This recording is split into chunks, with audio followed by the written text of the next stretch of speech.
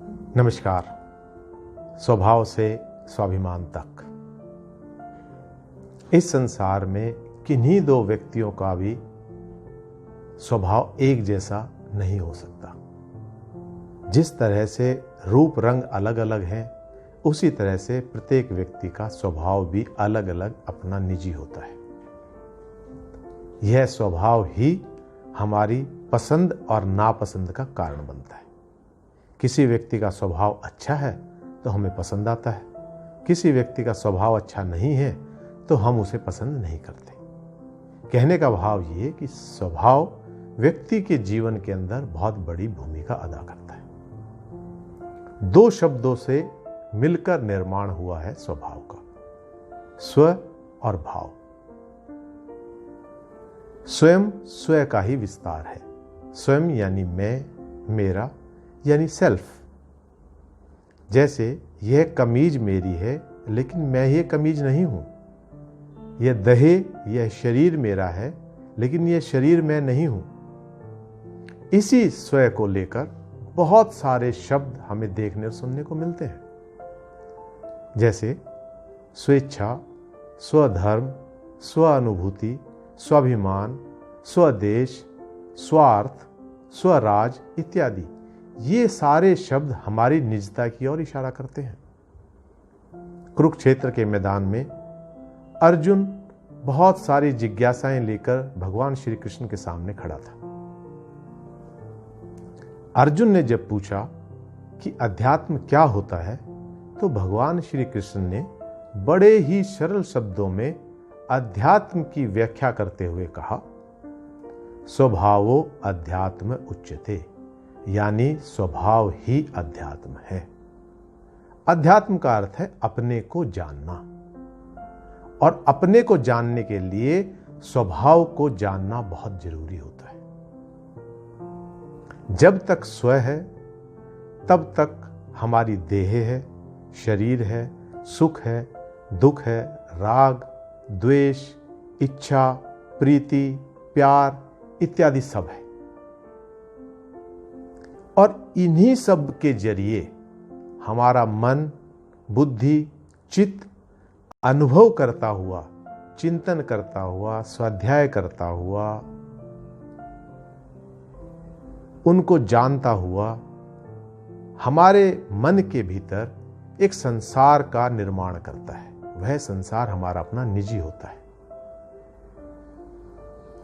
हमारा चिंतन, हमारी दृष्टिकोण, हमारे संबंध, हमारे संपर्क, सुख, दुख, क्रोध, ममता, प्यार, संवेदना, ये सारे भाव मिलकर विचारों का निर्माण करते हैं, और यही विचार भाव रूप में परिवर्तित होकर हमारा अपना एक निजी संसार बनाते हैं, जो हमारे स्वभाव के रूप में जाना जाता है। स्वभाव का निर्माण होता कैसे? बचपन से लेकर आज तक हम प्रतिदिन हजारों वस्तुओं के संपर्क में आते हैं, और उन सब वस्तुओं को लेकर कोई ना कोई विचार हमारे मन में जरूर उत्पन्न होता है। इसी तरह से हमारे माता, पिता, मित्र, परिजन और समाज भी हमारे साथ जुड़ा हुआ है। उसका संबंध भी हमारे ऊपर कुछ ना कुछ प्रभाव अवश्य डालता है। इन वस्तुओं का, इन संबंधों का प्रभाव जो हमारे ऊपर पड़ता है, जिस तरह से पड़ता है, जिस तरह के विचारों की निर्मिति होती है, वही विचार भाव रूप धारण करके हमारे स्वभाव में परिवर्तित होते हैं। स्वामी विवेकानंद ने कहा है कि विचारों से अधिक ठोस वस्तु इस ब्रह्मांड में कुछ भी नहीं है। जब ये भाव, ये विचार हमारे निजी हो जाते हैं, हमारे साथ जुड़ जाते हैं, तो हमारे स्वभाव में प्रभावित होते हैं। यदि हम बाहरी वस्तुओं के, बाहरी संबंधों के, समाज के प्रभाव को ग्रहण करते हैं, तो वह प्रभाव हमारे स्वभाव में घुलकर हमारा अपना स्वभाव बन जाता है। जिस प्रभाव को हम ग्रहण नहीं करते, वह हमारे स्वभाव से अलग रहता है। आइए देखें स्वभाव से स्वाभिमान का निर्माण कैसे होता है।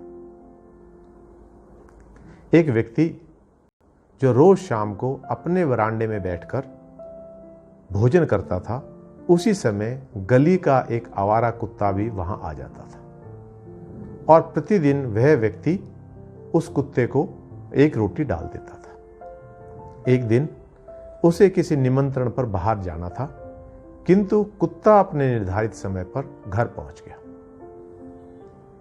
बार बार भगाने पर भी जब कुत्ता नहीं भागा तो मजबूरी में उस व्यक्ति ने लाठी का सहारा लिया और कुत्ते को पीट कर भगा दिया। अगले दिन भोजन का समय हुआ तो वह व्यक्ति सोचने लगा कि कल उस कुत्ते की पिटाई की थी, हो सकता है शायद आज ना आए। किंतु उसकी भूख उसको वहां खींच लाई। कुत्ते में यदि पिटाई का, तिरस्कार का थोड़ा सा भी दुख होता या स्वाभिमान होता तो शायद दूसरे दिन नहीं आता, किंतु यहां उसकी जरूरत, उसकी भूख बड़ी थी। यदि इसी स्थिति को हम अपने साथ देखें, मान लो हमें किसी ने निमंत्रण पर बुलाया, हमें बहुत जोरों की भूख लगी है, भोजन भी बहुत अच्छा बना हुआ है और हमारा अपमान कर दिया जाए तो हम किसी भी तरह से उस भोजन को ग्रहण नहीं करेंगे और तुरंत उस जगह को छोड़ देंगे और शायद हो सकता है भविष्य में उस जगह पर कभी जाएं भी ना। स्वाभिमान का सबसे बड़ा उदाहरण चंद्रशेखर आजाद के जीवन से मिलता है। चंद्रशेखर आजाद ने निश्चय किया था कि मेरे जीते जी मेरे शरीर को कोई अंग्रेज हाथ नहीं लगा सकता, और अपने इसी स्वाभिमान को बचाने के लिए अल्फ्रेड पार्क में उन्होंने स्वयं को गोली मारकर अपने स्वाभिमान को बचाया। स्वभाव की अपनी निजता,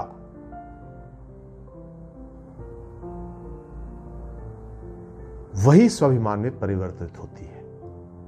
इस निजता को बचाने की इच्छा हमेशा होती है और इसी निजता को बचाने के लिए अत्यधिक सुरक्षा भाव भी होता है।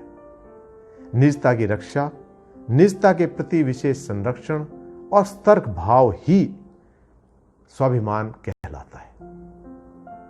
यही स्वाभिमान हमें गलत रास्तों पर जाने से रोकता है, हमारे व्यक्तित्व को एक ठोस रूप देता है।